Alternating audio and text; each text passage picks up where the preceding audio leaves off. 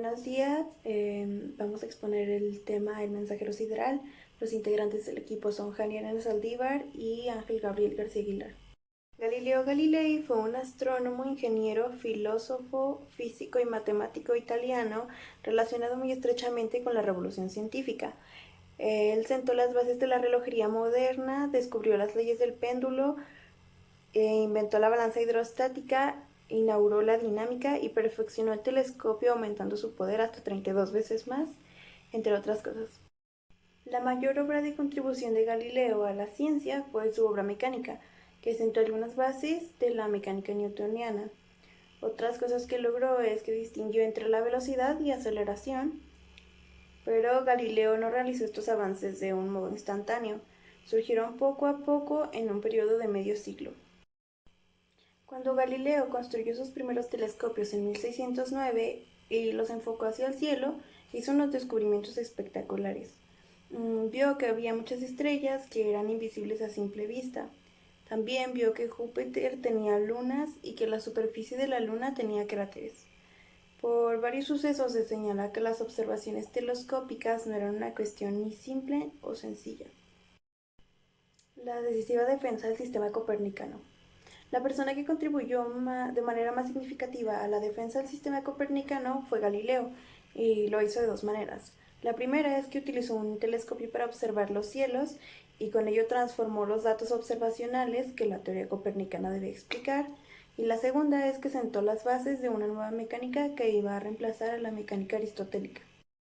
También se explica que cuando se ve a través de un telescopio es posible separar el objeto visto de las alteraciones producidas por el telescopio, debido a la facilidad del observador con el aspecto que tiene una torre o un barco, etc. Ciertamente, Galileo y Kepler hicieron argumentos a favor de la teoría copernicana. Sin embargo, fueron necesarios avances posteriores antes de que la teoría pudiera basarse de un modo firme en una física general. Newton pudo sacar partido de la obra de Galileo y Kepler.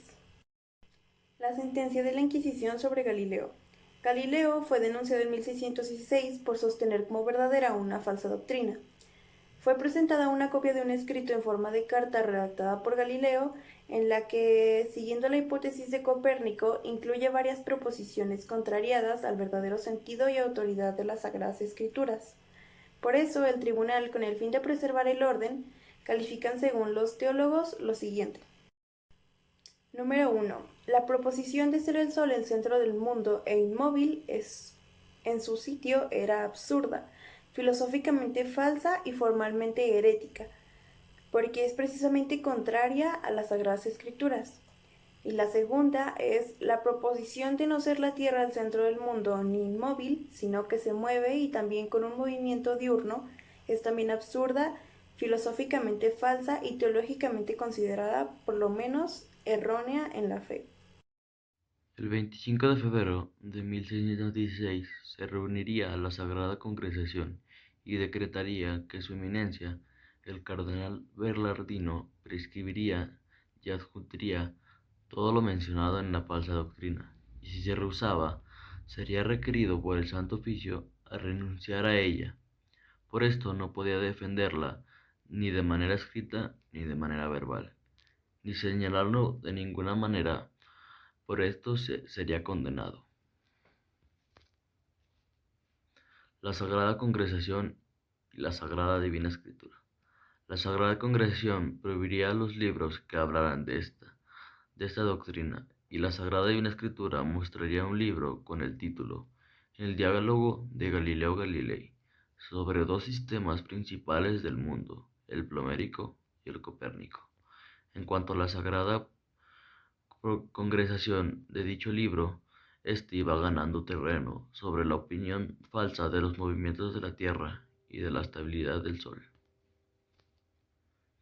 Después de esto, Galileo es citado al Santo Oficio y mencionaría y confesaría que el libro fue publicado por él y que había solicitado la licencia para poder publicarlo y siendo aceptada, pero no diría quiénes fueron los que se la aceptaron, y también que había recibido la orden de mantener y de no defender o enseñar dicha doctrina. La defensa de Galileo.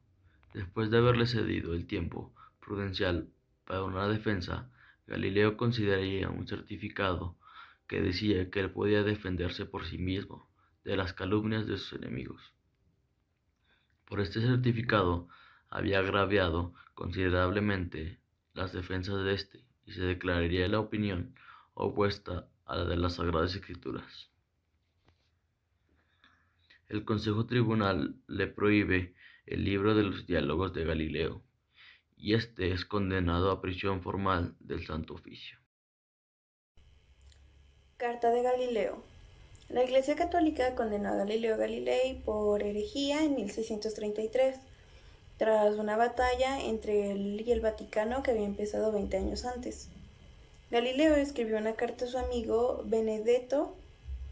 En esta puso por primera vez sus argumentos de que la investigación científica debía estar libre de la doctrina teológica. Galileo ya había apoyado públicamente la teoría de Nicolás Copérnico, y se dice que esta carta se encuentra en los archivos secretos del Vaticano hasta hoy. Las teorías de Galileo entraron en conflicto con la religión católica y su juicio es considerado como el clásico enfrentamiento entre la ciencia y la religión.